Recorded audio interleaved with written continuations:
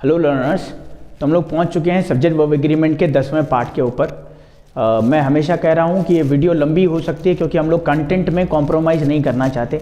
हम नहीं चाहते कि हम लोग बच्चों को खुश करने के लिए कोई ऐसा कंटेंट दें जिसमें वो खुश तो हो जाएं लेकिन एक्चुअल नॉलेज ना मिले, है ना। जैसे शीशा होता है तो शीशा आपको वही दिखाता है जो एक्चुअली में आप हैं। शीशा कभी आपको ये नहीं दिखागा कि आप बहुत स्मार्ट हो चुके हैं। वैसे शीशे भी अब बदल मार्केट में ऐसे आ चुके हैं कि आप गाड़ियों में देखते होंगे अपने आप को, तो कभी लगता होगा कि यार इतना तो मैं स्मार्ट नहीं हूँ, मुझे आज तक तो पता नहीं चला कि मैं इतना स्मार्ट। बहुत सारे, या फिर आप कभी शोरूम में जाते होंगे तो उसमें भी शीशे जब दिखते होंगे तो शीशों में भी पता नहीं, मैंने देखा है ऐसा कि आप जब देखेंगे अपने आप को तो थोड़ा सा आप हैंडसम से लगेंगे, पता नहीं क्यों ऐसा है। तो कोई भी कपड़े आप पहनेंगे तो आपको लगेगा बहुत अच्छा दिख रहा हूँ मैं, कभी आप गौर करना। और जब आप घर आओगे ना तो वही शर्ट, वही जैकेट, वही सब चीज़ें जो आपने खरीदी हैं बिल्कुल आपको यूजलेस लगेगी। आपको पछतावा होगा कि यार किस घड़ी में मैंने ये जैकेट ली या किस घड़ी में मैंने ये शर्ट ली। क्यों? क्योंकि वो वैसा नहीं दिख रहा है जैसे आपने वहाँ पे देखा है।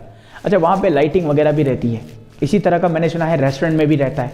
कभी आप दिल्ली अगर रहते हो तो दिल्ली मेट्रो में अगर आप कभी सफ़र कर रहे हो तो बीच में जैसे राजीव चौक या कहीं पर गुड़गांव वगैरह में आपने CCD बीच में देखा होगा।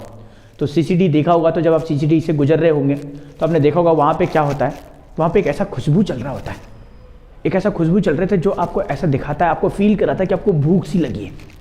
और भूख लगेगी तो ऑब्वियसली बात आप जाएंगे। पैसे नहीं होंगे वो अलग बात है, तब तो खैर आप पैसों को मतलब मार करके आप अपनी भूख मार करके कहीं और चले जाएंगे। लेकिन अगर हैं तो वो आप ज़रूर जाएंगे वहाँ पे और ज़रूर जो है आप उसको खाने का टेस्ट ज़रूर करेंगे। चलिए खैर, तो बातें तो बहुत इसी तरीके से चलती रहेंगी। तो चलिए हम लोग 10वें पार्ट की तरफ हैं। वैसे सारे इंपॉर्टेंट हम लोगों ने कर लिए हैं, लेकिन मैं मेक श्योर कर रहा हूँ, बहुत मैं जाँच परख करके देख रहा हूँ कि यार कहीं कोई रूल छूट ना जाए, कहीं ऐसा ना हो जाए कि यार बच्चे के साथ खिलवाड़ नहीं होना चाहिए। तो इसलिए मैं 10 बार चेक करके देख रहा हूँ कि कोई रूल है जो इंपॉर्टेंट है। और ऐसा रूल नहीं है कि कुछ भी उठा करके मैं पढ़ा रहा हूँ। मैं बहुत सालों से इंग्लिश पढ़ा रहा हूँ और उसके साथ साथ मैं देख रहा हूँ कि बहुत सारे ल्यूसेंट की बुक हो, SP बख्शी की बुक हो, रेन एंड मार्टिन हो, प्लिंथ टू पैरामाउंट हो, सबके नोट्स और सबके जो है किताबों के मर्ज करके एक रूल का जो है, जो सब्जेक्ट वर्ब एग्रीमेंट के अंदर रूल है वो मैं पढ़ा रहा हूँ। तो कोई स्पेसिफिक बुक नहीं उठाई है मैंने। और दूसरा, आप देखेंगे कि हर एक बुक में अलग अलग तरह के रूल डिस्क्राइब करे गए हैं। तो मैं चाहता हूं कि कम कंटेंट मिले, बढ़िया कंटेंट मिले और कोई ऐसा कंटेंट ना मिले कि इंपॉर्टेंट हो लेकिन छूट गया हो। तो चलिए लास्ट रूल जो है इस वीडियो में देखते हैं क्या क्या हम लोग कर पाते हैं कवर। एक तो मैं चाहता हूं ये कॉन्सेप्ट डिस्कस करना कि द प्लस एडजेक्टिव जब भी आपको दिखे उसका मतलब हो जाता है adjective plus people. Adjective plus people. अच्छा, जैसे example, the rich, the handsome, the blind,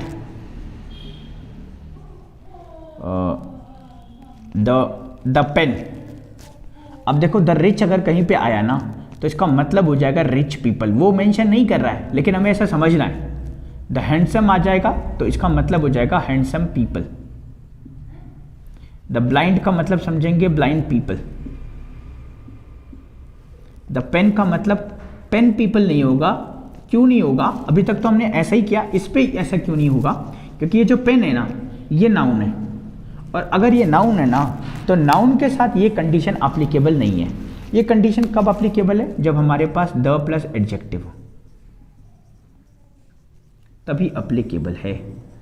adjective क्या क्या होते हैं? एडजेक्टिव ब्लाइंड होता है, एडजेक्टिव ऑनेस्ट होता है, टॉल होता है, अगली होता है ना, पुअर होता है। तो ये सब जो है एडजेक्टिव है और द के साथ जब आएंगे तो ये इस तरह का मीनिंग कन्वे करेंगे, एडजेक्टिव प्लस पीपल। जैसे एग्जांपल ले लेते हैं, मान लीजिए मैंने लिखा आपके सामने,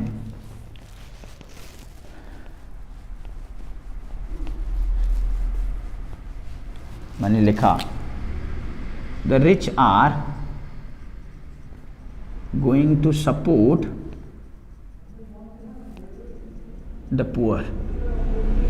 आप देखना यहाँ पे द रिच है, ये बात नहीं कही गई है कि रिच लोगों ने, यहाँ पे सिर्फ द रिच है। लेकिन इस रिच को हम लोग क्या मानेंगे? Rich people.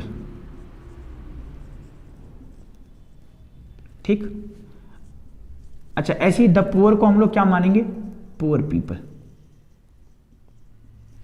तो द रिच को मानेंगे रिच पीपल, द पुअर को मानेंगे पुअर पीपल। और ये बोलना चाह रहा है कि जितने भी अमीर लोग हैं वो सपोर्ट करने जा रहे हैं सारे गरीब लोगों को, क्योंकि यहाँ पे द के साथ एडजेक्टिव आ गया। और द के साथ अगर एडजेक्टिव आएगा तो वो पूरे के पूरे पीपल की बात करेगा। और अगर पूरे पीपल की बात करेगा तो उनके साथ जो वर्ब आएगी वो कैसे आएगी?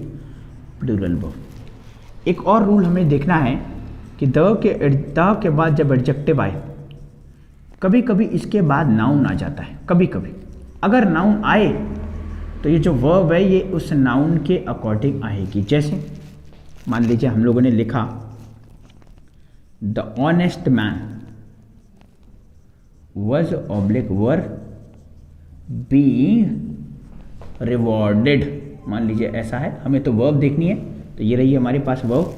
अब द के बाद एडजेक्टिव आ गया और इसका मतलब होता है एडजेक्टिव प्लस पीपल, और वर्ब जो आनी थी वो प्लूरल आनी थी, लेकिन इसके बाद आ गया एक नाउन। और अब जो वर्ब है, अब ये जो वर्ब है, ये वर्ब डिपेंड करेगी इस नाउन के हिसाब से, ना कि एडजेक्टिव प्लस पीपल।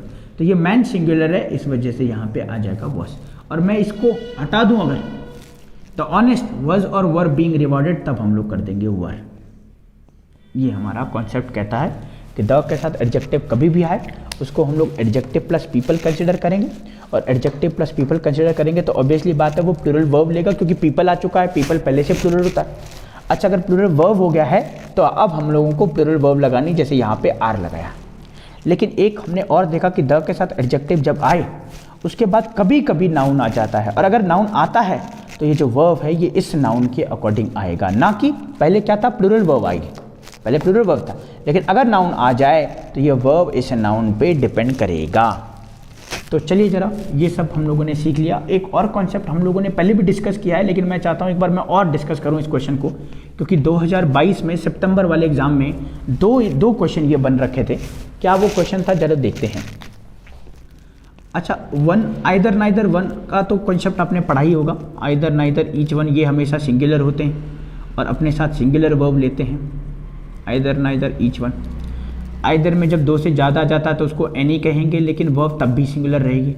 और नाइदर में दो से ज़्यादा होगा तो उसको नन से रिप्रेजेंट करेंगे, वर्ब तब भी सिंगुलर रहेगी। वन का ही कॉन्सेप्ट है। वन के बाद अगर ऑफ आ जाए, और ऑफ के बाद ऑब्वियसली बात है हमें प्लूरल नाउन चाहिए, प्लूरल नाउन चाहिए, लेकिन जो वर्ब होगी वो सिंगुलर आएगी। ये रूल कहता है, और हम लोगों ने ये पहले डिस्कस किया हुआ है, और ये भी हम लोगों ने डिस्कस किया है कि ऑफ के बाद हमेशा ऑप्शंस होती है, तो ऑप्शंस होगा तो प्लूरल होगा, और वर्ब इसके अकॉर्डिंग ना हो करके इसके अकॉर्डिंग होगा, क्योंकि ऑफ के बाद हमेशा ऑब्जेक्ट आता है। और ये जो वर्ब है ना, चाहे सिंगुलर है चाहे प्लूरल है, ये वर्ब ऑब्जेक्ट के अकॉर्डिंग नहीं सब्जेक्ट के अकॉर्डिंग आती है, इसके अकॉर्डिंग नहीं होगी। जैसे मान लीजिए मैंने लिखा, इस बार क्या आ रखा था उस क्वेश्चन को डिस्कस करते हैं। सितंबर 2022 में क्या क्वेश्चन आ रखा था, वन ऑफ द मॉन्यूमेंट, ए वाला पार्ट। अब देखिए जरा, ऑफ के बाद मैंने कहा भाई ऑप्शंस होगा, ऑप्शंस एक से ज़्यादा होते हैं तो मॉन्यूमेंट ना कर करके मुझे करना था मॉन्यूमेंट्स, बस सिर्फ इतना करना था, हमारा क्वेश्चन बन गया जी।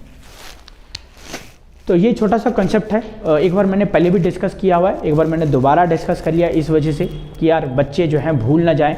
हम लोग जो कंटेंट दे रहे हैं सिर्फ हमें यूट्यूब, हमारा जो कंटेंट बनाने का मकसद है वो यूट्यूब पे वीडियो डालना नहीं है, या फिर ऐसा करना नहीं है कि हमें व्यूज़ मिल जाए, या फिर ऐसा भी करना नहीं है कि भाई हमारे सब्सक्राइबर बढ़ जाएं। कंटेंट का मतलब ये है कि एक्चुअल लोगों तक जेन्युइन इन्फॉर्मेशन पहुँच सके।